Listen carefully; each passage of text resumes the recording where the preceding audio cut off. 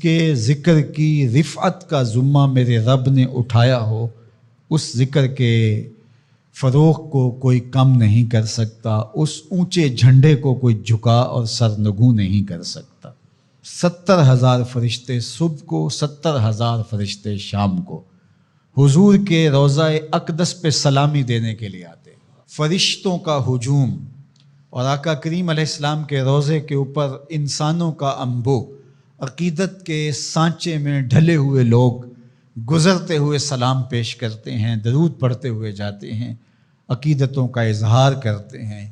کائنات میں جس طرح ہر لمحہ اذان ہو رہی ہوتی ہے، ہر لمحہ نماز پڑھی جا رہی ہوتی ہے، یہاں سے کسی کا 10 منٹ کا فرق ہوگا، کسی کا آدھے گھنٹے کا فرق ہوگا، کسی کا 1 گھنٹے کا فرق ہوگا، کسی کا 2 گھنٹے کا فرق ہوگا، پیچھے چلے جائیں، کوئی 1 گھنٹہ پیچھے، کوئی 1.5 گھنٹہ پیچھے۔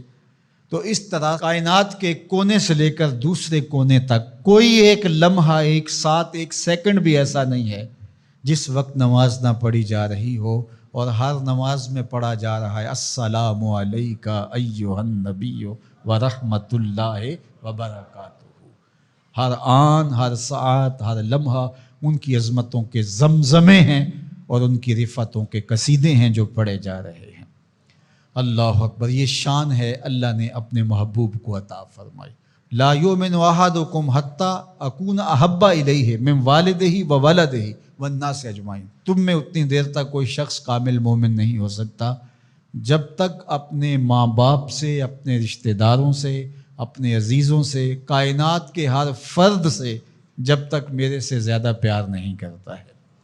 اللہ اکبر۔ حضرت سیدنا علی المرتضیٰ رضی اللہ تعالیٰ عنہ فرماتے ہیں، سخت گرمی میں میٹھے اور ٹھنڈے پانی سے جتنی محبت ہوتی ہے ہمیں حضور اس سے بھی زیادہ محبوب تھے۔ اللہ اکبر۔ یہ حضور کی محبت ہے جو اہل ایمان کے سینوں میں رکھی گئی ہے۔ اہل ایمان تو اہل ایمان رہے، حضور کا پیار تو پتھروں کے کلیجے میں بھی رکھا گیا ہے۔ فرمایا کہ احد جبل یحبنا ونحبہ، احد پہاڑ ہے جو ہم سے پیار کرتا ہے، ہم اس سے پیار کرتے ہیں، تو کائنات ان سے محبت کرتی ہے۔ اللہ اکبر۔ سیدنا علی المرتضیٰ رضی اللہ تعالیٰ عنہ فرماتے ہیں، میں مکے کے اس پتھر کو آج بھی جانتا ہوں، بعثت سے قبل جب حضور گزرتے تھے تو وہ حضور کو سلام کیا کرتا تھا۔ درخت سلامیاں پیش کرنے لگے، پتھر کلمے پڑھیں، شمس و قمر اشارے پہ گھومیں اور گردش کریں، کبھی چاند جھک کے سلامی دے، کبھی سورج پلٹ کے اثر کے وقت پہ آئے، کبھی جانور حضور کو دیکھ کر کے کلمے پڑھیں، حضور کا ذکر خطبوں میں، نمازوں میں، اذانوں میں، تو کون ان کی عظمت کو گھٹا سکتا ہے؟ کون ان کی رفعت کو کم کر سکتا ہے؟ یہ اپنے خوب سے باطن کا اظہار تو کر سکتے ہیں، لیکن ان کی عظمت کے پریرے جن کو رب نے محمد بنایا صلی اللہ، محمد کون ہوتا ہے؟ الذی یحمد حمدا بعد حمد، جس کی تعریف کی جائے جی پھر بھی نہ بھرے، پھر تعریف کی جائے۔ ابھی تشنگی باقی ہے، ورق تمام ہوا اور مدح باقی ہے، پھر تعریف کی جائے۔ قلم ٹوٹ جائیں تعریف ختم نہ ہو، روشنائی سوکھ جائے تعریف ختم نہ ہو، کاغذ ختم ہو جائیں تعریف ختم نہ ہو، عمریں لد جائیں تعریف ختم نہ ہو، تعریف کی اپنی تعریف ختم ہو جائے، محمد وہ ہوتا ہے جس کی تعریف ختم ہو۔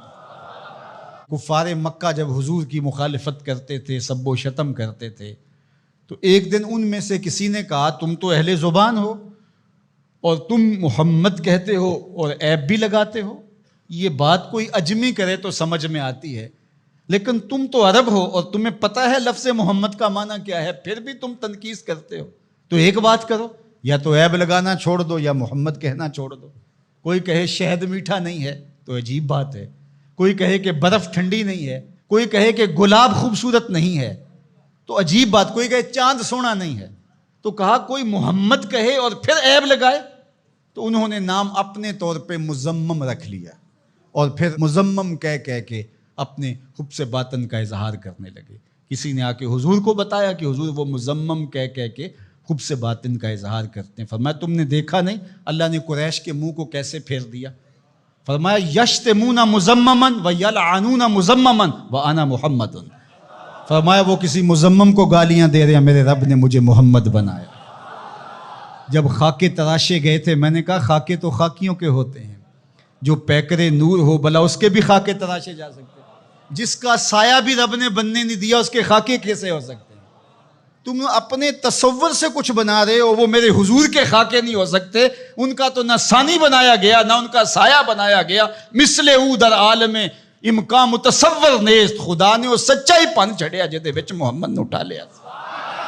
حسینہ جمیلہ دا منہ موڑ دیتا، محمد بنا کے قلم توڑ دیتا۔ چاند کی طرف منہ کر کے تھوکنے سے اس کی نوری کرنیں میلی نہیں ہو سکتی۔ مدینے کا چاند کل بھی روشن تھا، مدینے کا چاند آج بھی روشن، اور رہے گا یوں ہی ان کا چرچا رہے گا۔ پڑے خاک ہو جائیں جل جانے والے، ان کا نام و نشان بھی نہیں رہے گا، لیکن میرے حضور کے نام کے پھریرے کائنات میں لہراتے رہیں گے۔